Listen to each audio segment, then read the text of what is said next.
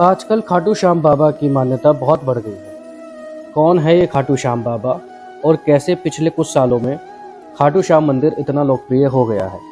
आइए खाटू श्याम बाबा के इतिहास के बारे में जानते हैं। महाभारत काल में लगभग 5,500 वर्ष पहले एक महान आत्मा का अवतरण हुआ, जिसे हम भीमपौत्र और घटोत्कच के पुत्र बर्बरीक के नाम से जानते हैं। महिसागर संगम स्थित गुप्त क्षेत्र में नवदुर्गाओं की सात्विक और निष्काम तपस्या कर बर्बरीक ने दिव्य बल और 3 तीर व धनुष प्राप्त किए। कुछ वर्ष उपरांत कुरुक्षेत्र में युद्ध के लिए कौरव और पांडवों की सेना एकत्रित हुई। युद्ध का शंखनाद होने ही वाला था कि यह वृतांत बर्बरीक को ज्ञात हुआ और उन्होंने माता का आशीर्वाद ले युद्ध भूमि की तरफ प्रस्थान किया। उनका इरादा था कि युद्ध में जो भी हारेगा वह उसकी सहायता करेंगे।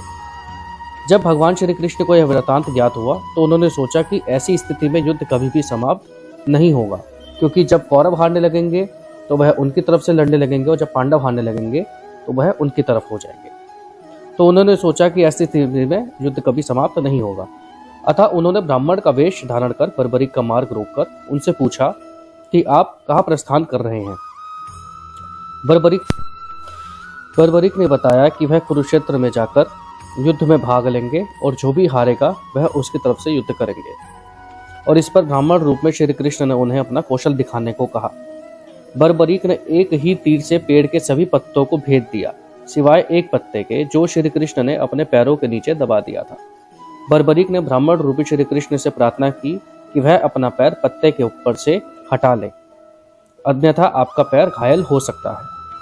श्री कृष्ण ने अपना पैर हटा लिया। वह बर्बरीक से एक वरदान मांगा।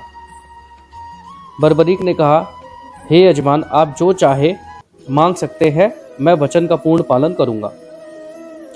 ब्राह्मण रूपी श्री कृष्ण ने शीश दान मांगा।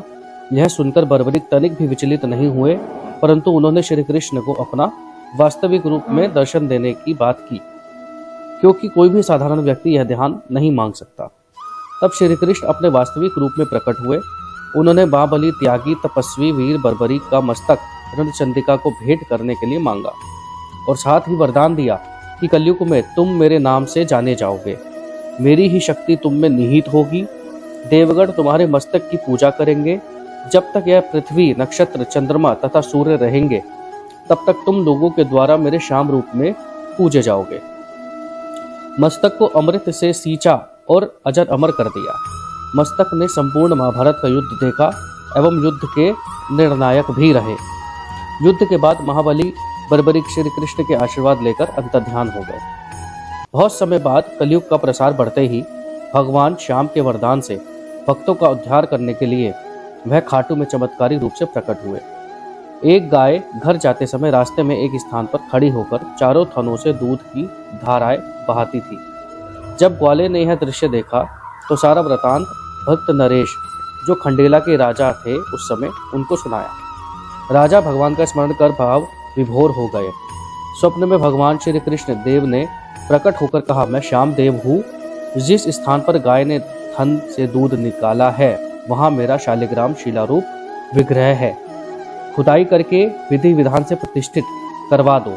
मेरे इस शिला विग्रह को पूजने जो खाटू आएंगे उनका सब प्रकार से कल्याण होगा। खुदाई से प्राप्त शिलारूप विग्रह को विधिवत शास्त्रों के अनुसार प्रतिष्ठित कराया गया। चौहान राजपूतों ने नर्बदार कवर हुई है, जिन्होंने इस विग्रह को आतताई के विध्वंस से बचाने हेतु झोपड़े में रखा एवं उसकी सेवा पूजा की। औरंगजेब के शासनकाल में भी पुराने मंदिर का विध्वंस हो रहा था तथा उसके बाद जहां भगवान श्री कृष्ण का विग्रह प्रतिष्ठित किया गया वह आज भी विद्यमान है, जहां देश के सभी कोनों से शाम पर भी पूजा अर्चना एवं दर्शन करने आते हैं। अब नर्मदा कंवर के खानदान के ही चौहान राजपूत वहां के पुजारी है। जय श्री श्याम।